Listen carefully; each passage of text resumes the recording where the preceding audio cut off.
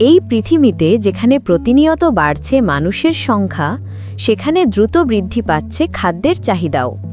এই চাহিদা মেটাতে কৃষি পদ্ধতি বদলে যাচ্ছে। নতুন প্রযুক্তি, নতুন উদ্ভাবন আর আধুনিকতার ছোঁয়ায় কৃষি এখন রূপ নিচ্ছে এক নতুন যুগে। কিন্তু প্রশ্ন হল, পৃথিবীকে ধ্বংস না করে কিভাবে পর্যাপ্ত খাদ্য উৎপাদন করা সম্ভব? এই প্রশ্নের উত্তর খুঁজে পেয়েছে চীন তাদের অসাধারণ কৃষি উদ্ভাবনে। চীনে এখন দেখা যায় হাজার হাজার বর্গমিটারের আধুনিক সক্রিয় খামার, যেখানে একই সঙ্গে মাছ ও শাকসবজি চাষ করা হয়। এই অ্যাকোয়াপনিক মডেলটি কৃষির জগতে এক নতুন তরঙ্গ তৈরি করেছে। নিচের লাল বাটনটি চাপতে ভুলবেন না কিন্তু। এই মডেলে একসাথে দুইটি ফসল, মাছ ও সবজি চাষ করা হয়। ফলাফল, একদিকে বাড়ছে উৎপাদন, অন্যদিকে কমছে শ্রম ও খরচ। এই সিস্টেমে মাছের বর্জ্য জলকে ক্ষতিকর না করে গাছের পুষ্টিতে পরিণত করা হয়। অ্যাকোয়াকালচার সিস্টেম থেকে পানি প্রবাহিত হয় হাইড্রোপনিক সিস্টেমে, যেখানে বিশেষ ব্যাকটেরিয়া বর্জ্যকে ভেঙে গাছের খাবারে রূপান্তর করে। এইভাবে জল পুনঃব্যবহার করা হয়, কোনো জল নষ্ট হয় না, পরিবেশও থাকে পরিষ্কার। এখানে চাষ করা যায় লেটুস, টমেটো, তেলাপিয়া সহ বিভিন্ন সবজি ও মাছ।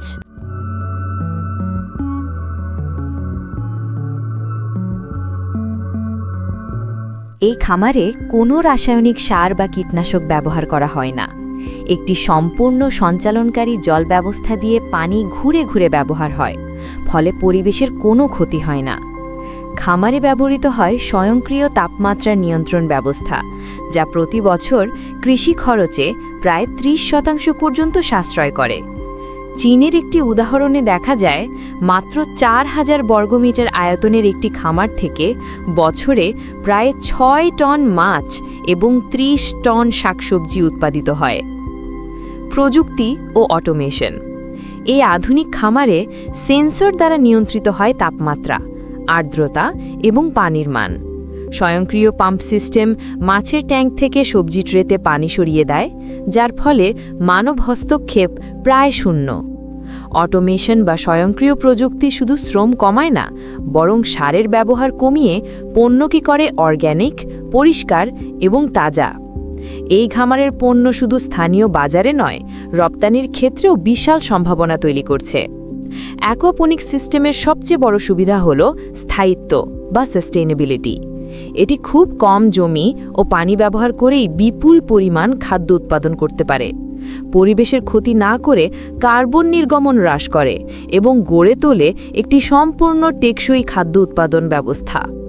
চীনের মতো দেশে, যেখানে শহরের মাঝেই এমন খামার গড়ে তোলা সম্ভব, সেখানে আমরা বাংলাদেশিরা কেন পারব না?